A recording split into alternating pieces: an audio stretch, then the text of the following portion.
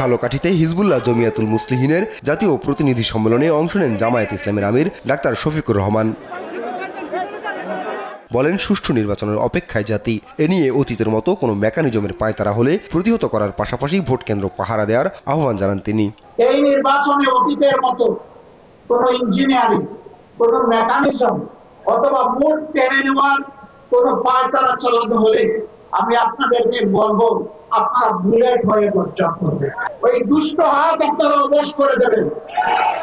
শুধু ভোট দিবেন না, ভোটের পাহারা দাঁড়িয়ে করবেন। অ্যান্টি স্লিপার টেকনোলজি ও সফট টেক্সচার টাইল, নরম ঘাসের স্পর্শ, সাপোর্ট গ্রাস ম্যাট, নান্দনিকতার ছোঁয়া।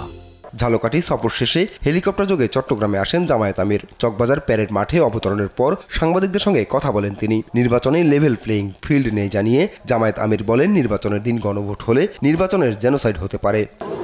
লেভেল প্লেইং ফিল্ড নাই, কিন্তু এই ফিল্ড আমাদেরকে তৈরি করতে হবে, আমাদের মানে সবাইকে মিলে। আপনারা তৈরি থাকুন, এই নির্বাচন হতে হবে।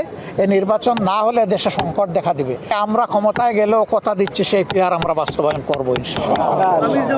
আমরা ভালোভাবে দেখছি না, আমরা আগেই বলেছি নির্বাচনের দিন গণভোট হলে নির্বাচনের জেনোসাইড হওয়ার সম্ভাবনা আছে। আল্লাহ হাফিজ। পরে আল জামিয়াতুল ইসলামিয়া মাদ্রাসার দস্তারবন্দি ও ইসলামী মহাসম্মেলনে যোগ দেন ডাক্তার শফিকুর রহমান। ভুল করলে আল্লাহর দরবারে জবাব দিতে হবে, বিবেকের আলোকে ভোটটা দিবেন। আপন অপু, নিউজ ডেস্ক, দেশ টিভি। কিছু অংশ মানবা আর কিছু